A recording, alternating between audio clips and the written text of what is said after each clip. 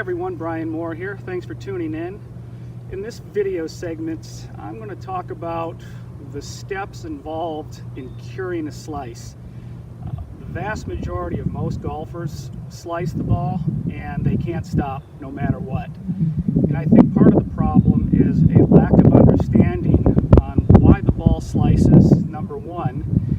And number two, they don't really have a plan on what they're going to do to stop slicing. And I would say that if I had to give a slicer just one tip and only one tip to fix their slice, it would be to change your grip.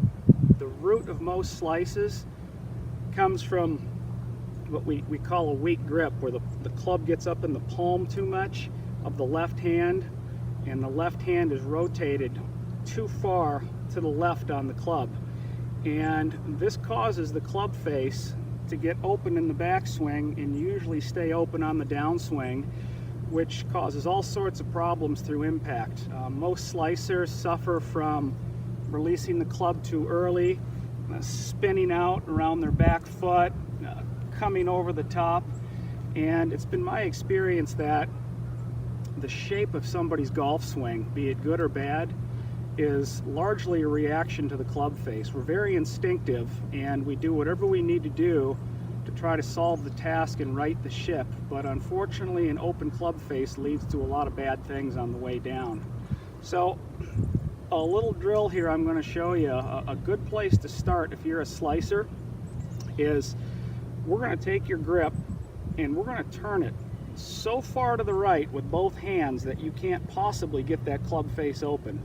Now, don't worry, this is not going to be the final resting place for your grip. This is just where we're going to start. Eventually, your grip is going to work back towards more of a neutral type position. But for now, we're going to take the left thumb here, and we're going to put it on the back side of the grip, way over on the back side here. We're not going to get it running down the center, and we're going to get it so that we can see all four knuckles.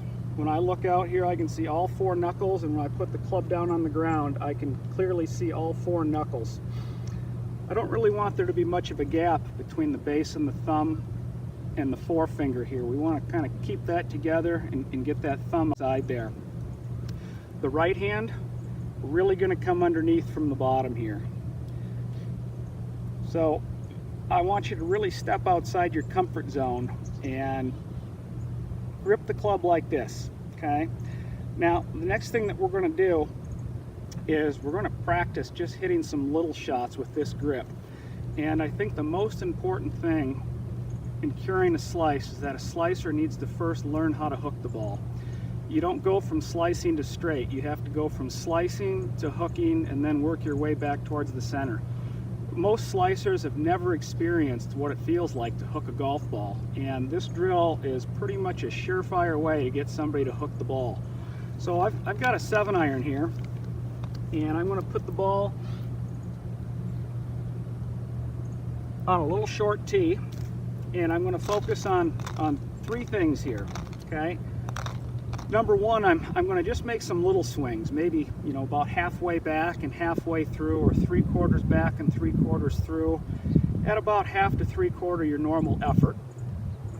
Number two, I want you to focus on, when that club goes back, I want you to focus on keeping the club face pointed down to the ground as much as you can. It's almost like we're going to take the logo on the glove here and get it to point down on the ground. We want to get that left wrist flattening out going back, and you can see that this club face is really pointed down right now.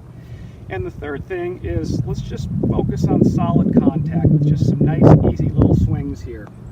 So let me hit a couple here for you. And I'm going to hit this maybe 75 to 100 yards maybe with this super strong grip. And it's going to feel very awkward. You're going to feel some tension on your elbow here and probably in your forearm. It's okay to let the handle move a little bit forward, okay?